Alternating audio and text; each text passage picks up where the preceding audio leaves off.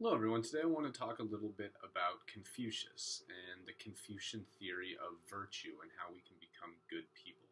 So we see a lot of philosophers use the term virtue, and typically when we think about virtues we're talking about skills or traits that can help make somebody a good person. So the idea is if we say that patience is a virtue, what we mean by that is that patience is a skill, patience is a trait that if you possess it can help you become good. The flip side of that would be if you lack virtues, then it's going to be difficult for you to become good. So if patience is a virtue, or kindness is a virtue, or courage is a virtue, if you lack patience and kindness and courage, the idea is that ethically you're not as good a person as if you possess those virtues. So normally when philosophers talk about virtues, they're talking about the things that we need in order to be good people. Now, virtue plays an absolutely central role in the theory of Confucius, but Confucius takes a very interesting approach to virtue. I would say that what Confucius is doing is developing a social theory of virtue. The argument that Confucius gives is that we learn how to be good people by listening to others, by respecting them, by following their example, by paying them a certain kind of respect and dignity. So the idea that Confucius presents is that all of us fill a number of social roles. As a matter of fact, we can be defined in many ways by the social roles that we fulfill. So I am a teacher, I am a brother, I am a son. When I'm driving my car, I'm a driver. I'm a citizen. When I'm playing a sport, I'm a member of a team. When I'm going to vote, maybe I'm a supporter of a political party. The idea is I am all of these roles and many more over the course of my life. So according to Confucius, what it means for me to be a good person is to be good at those roles. If I'm a good teacher and a good brother and a good son and a good citizen and a good friend and a good neighbor, etc., then I will be a good person. If I'm bad at those things, then I won't be good. So how do I learn to be a good son, a good brother, a good neighbor, a good teacher, etc.? I learn that from other people who can model that behavior for me.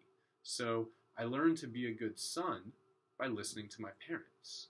I learn to be a good friend by following the examples of other people who are good friends. I learn to be a good teacher by listening to my teachers when I'm a student and then following the examples of good teachers when I become a teacher myself. So Confucius's argument is that the way we learn how to be good is by following the examples of those who are in superior positions in our social roles. Now, for Confucius, this starts all the way at the top. This starts with the politicians, or in his case, since he's going to be talking about a monarchy, it starts with the political ruler. Confucius's belief is that the ruler sets an example for the rest of society. So if our political leaders are not good, if they don't set a good example, then when we follow their example, we will not be good either. And so Confucius develops this theory built very much on what he calls filial piety. The piety, the honor, the respect that a child owes to their parents, and because a child owes that respect to their parents then owe their children to be good parents, to be worthy of respect. So in Confucius's view, the way that you can become good is by listening and respecting your teachers and elders and other individuals who are in positions of authority, so you can learn from them how to be good at your individual social roles.